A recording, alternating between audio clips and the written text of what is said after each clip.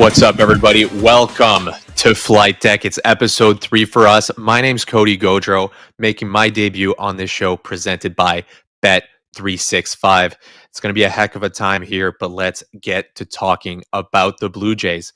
Game number 2 of this, or game number 3, sorry, I'm all over 4. I'm all over the place today, guys, with this series against the Baltimore Orioles. But let's talk about yesterday because there was a heck of a game going on.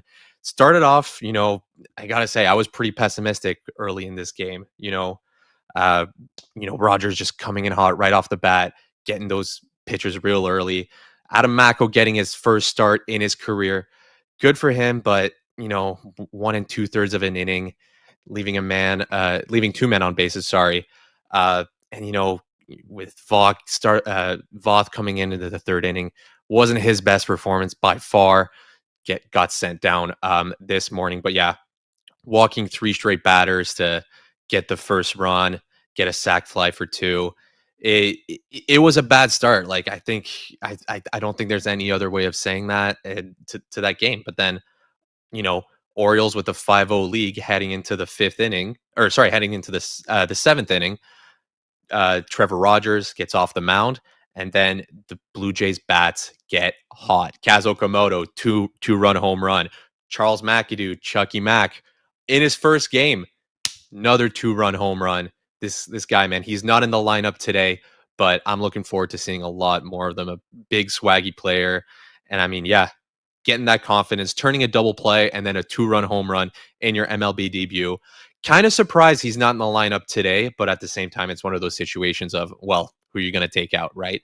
So we'll get to talking about that a little bit earlier. McAdoo, only the 6th Blue Jay in history to have a home run in his MLB debut. He joins Davis Schneider among that list. So yeah, pretty sick. He makes that a 5-4 game, and then you have that huge Guerrero double to take the lead and game-winning double. So yeah, last game was a heck of a story. And yeah, talk about a game that I get to talk about. I'm so happy I get to talk about that in my debut. And then in the 8th inning, Brandon Fisher comes in, gets his first career save.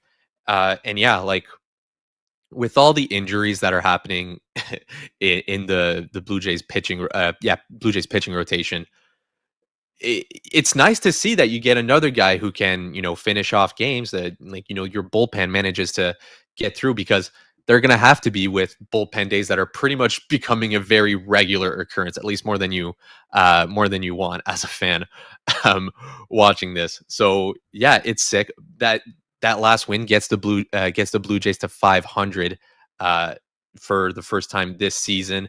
And yeah, now they're hoping to stay above, because, hey, if we remember last season, and this is going to be a theme, guys, for the next couple of weeks, this is a very similar situation that the Blue Jays were last year. And if we remember even half of what happened last year, not exactly a bad sign, right? So yeah. And then, like I said earlier, last game was pretty much Blue Jays bats getting hot a little bit late, but, better late than never at the right time. And then the bullpen, getting it done, no Hoffman, no Varland, no Rogers.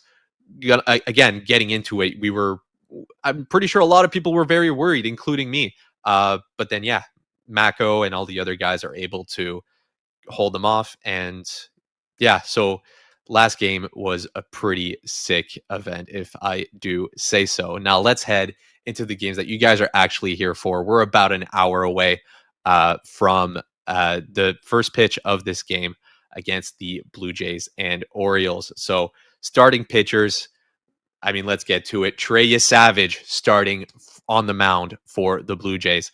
A rare game where we actually get a starting pitcher for the Blue Jays. 2-2 record. He's coming off probably his worst game of the season. He went 6.2 innings. It was his longest outings.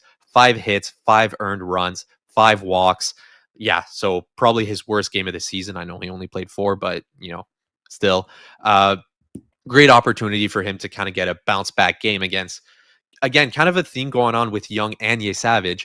2 guys that are pitching, against relatively strangers, right? Young has pitched against the Blue Jays once in his career before, but that's it. Only faced about 3 of the hitters that are currently in the lineup. So yeah, it's going to be interesting. Like I said, two pitchers that are pretty much strangers to this lineups that they're pitching against. But on the other side of the coin, something different between those two guys.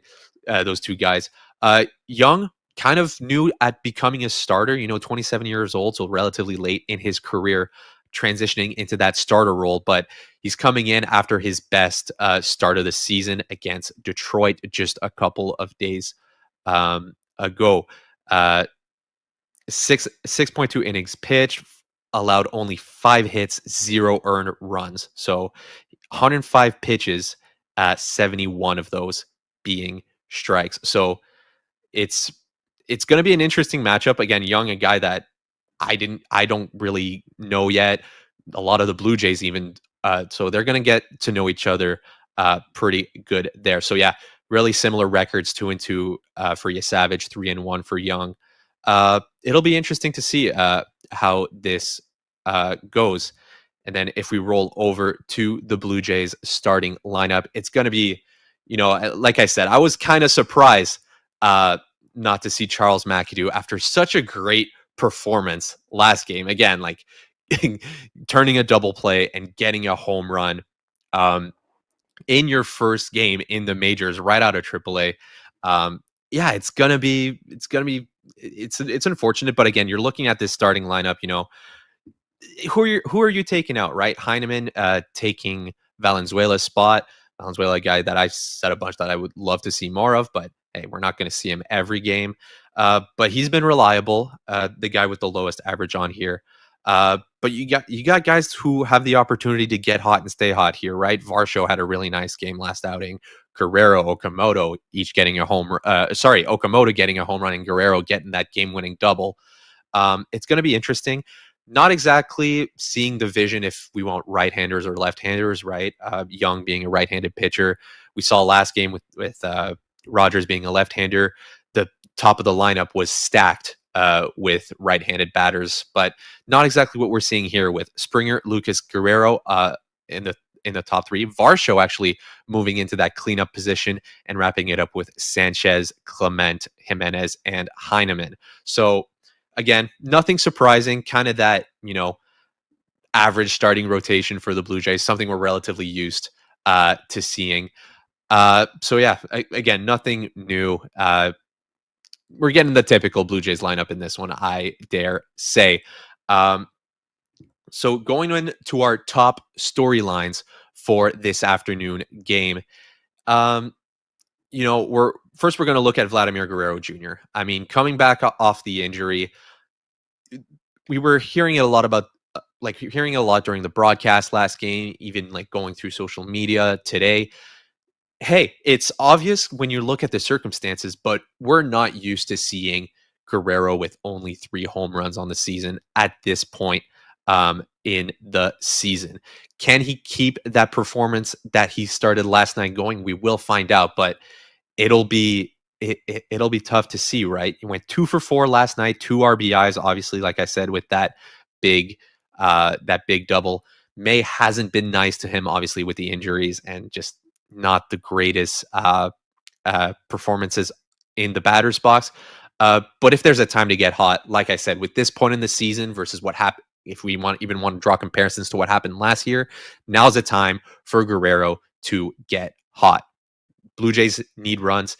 They have their starting pitcher on the mound. And yeah, I'll get to that talking point a little bit later. Second storyline I'm looking at, like I mentioned it earlier, Blue Jays reached 500 last game. They have the opportunity to go above 500 on the season for their record and also win this series tonight against the Orioles. So it's going to be interesting to see. Look, for the first time since April, sorry, I said it was the first time this season against going 500. That wasn't true. My bad, guys. But yeah, like they could have the opportunity to win 4 straight games. 8 of their last 10. It's a pretty important game when we're talking about, momentum heading into the season, right? Because like I'm looking at the news, there's guys coming back from injuries, right? You want to be hot when those guys are coming back. And this is the perfect time in the season to get hot, right? Time to win a series. This, if we're looking ahead, and I'm being a little bit optimistic here, am I being a little bit dramatic? Yes. But there's always a couple games you look at after a season where this is where it defined kind of the mood of the season. This has the potential to be one of these games, guys. Um, and lastly, a little bit of roster move, like I said earlier, Voth getting sent down, or well, he got DFA'd, so look probably going to be sent down to the minors.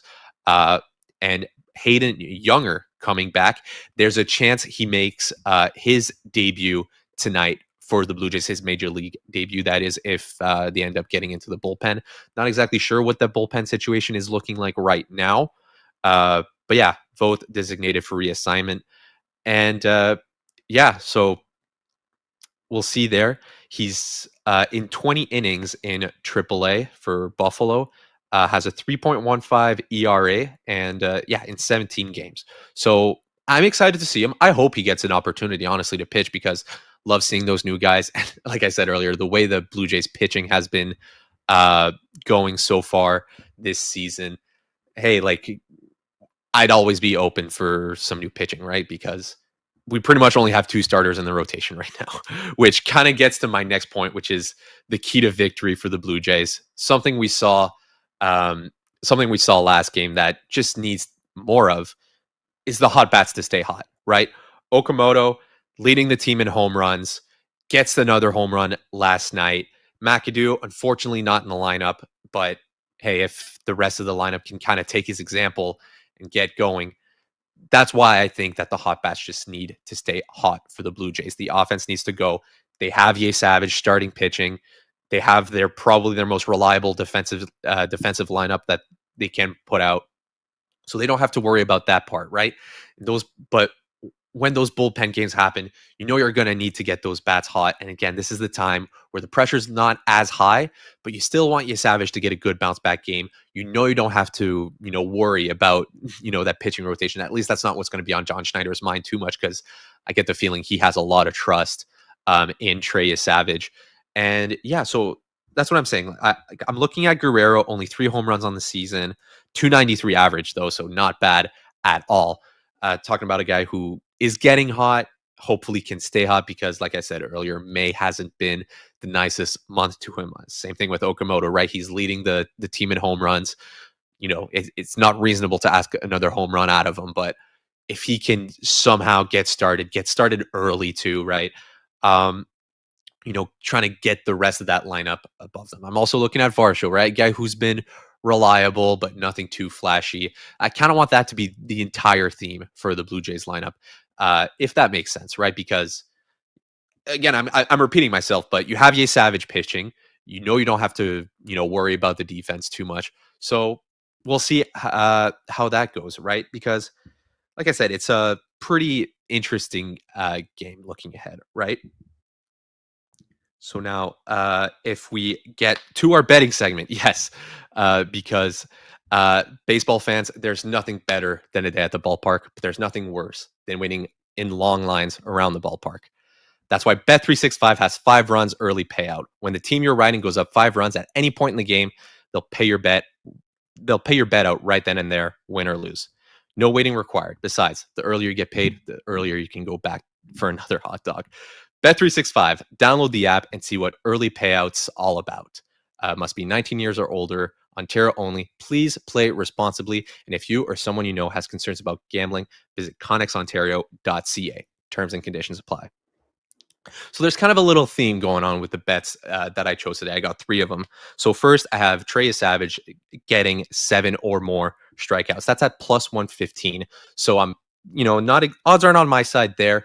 But again, this could kind of be a bounce back game for him, right? Still relatively early in the season for him, at least, right? A guy who came back from injury not too long ago. And yeah, like his team's probably going to have to rely on him, right? If the hot bats can stay hot, then the onus is on him, right, to not let the Orioles bats stay hot, right? So yeah, that's what I'm saying. If he can get hot for this game, it'll be the perfect scenario. And honestly, I think he will because, like I said, it's the perfect type of timing for this game. The next 2 bets, you'll see kind of a theme going on here. I have a hit going on in the top of the first. Obviously, the Blue Jays batting first. That's at minus 160, those odds. Again, on the point of the Blue Jays bats staying hot, they need to get hot. And in my opinion, the best way if they want to get hot is to get in there early, right? get right, sorry, get right on Young, maybe get that pitch count up high so you can kind of dig into that tired Orioles bullpen and make some damage there. So I think there's going to be a hit on the top of the first right off the bat, because why not? The Blue Jays need to get hot. I also have them, or not necessarily them, but a run happening in the first inning. That odds being put at plus 110. It's again, Blue Jays get hot early. If they want to put some pressure on the scoreboard, put some pressure on Young, take some pressure. English is hard, guys. Get some pressure off of Yesavage. You know, that's the type of game where you just want the momentum to start rolling, right?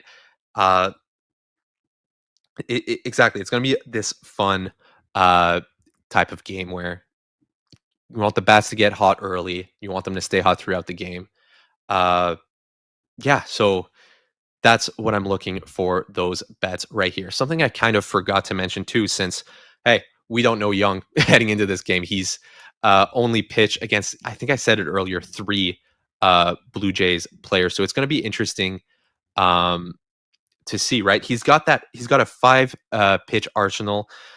That splitter that he really likes to go to, obviously using his fastball, not the majority, but 45% of the time about. So yeah, again, another guy that I'm kind of excited at getting to know. And again, looking at the opposite side, Trey Yesavage, he's got to get on early. I think he's going to have some success for this game. Bounce back game for him. We saw it during the playoffs last year. It's kind of been the defining parts of his career so far. This guy loves to thrive under pressure, and it's an important game, right? Yes, I'm making that statement in late May, but we'll see. And like I said, just to recap, key to the game, even guys like Jimenez who got put back in the lineup for their defense. I'm happy to see him back, honestly, but especially when you get McAdoo going last game, he's not playing now, but kind of seeing that lineup, if they can pick off some of that momentum out of them, it's a pretty inspiring type of deal when you see a rookie get in right off the bat, and that momentum from last night's game, going down 5 runs and getting that comeback done, that's got to just be such a morale boost for the Jays. So yeah, that's what I'm thinking of that. So as we're about a half hour, or a little bit more, sorry, a half hour away from first pitch, let me know, you guys, what you're thinking of this game so far. It's going to be fun to see. Flight deck really early on in our show, but I think we got some potential up here. I think we got a good community. We're live every game day, 1 hour before first pitch, right here on the Blue Jays Nation YouTube channel, our Instagram, our Twitter at Blue Jays Nation. I really want to thank producer Thomas Morgan behind the scenes. He's been sick, helping me out a lot with this. I'm really looking forward to getting to know you guys. You guys are going to get to know me over the series. Unfortunately, I won't be back tomorrow. Dan Riccio will be back. It'll be 11 a.m. Eastern. He'll be previewing the last game of this Orioles series. I will be back on Tuesday during the series against the Atlanta Braves for the Blue Jays. Really excited for this, guys. We're going to get to talk a lot about baseball. And yeah, I hope all of you guys have a great game, and we'll see you later. Thanks for watching the live stream. If you want more content like this, Blue Jays focused, make sure to like and subscribe to the Blue Jays Nation YouTube channel.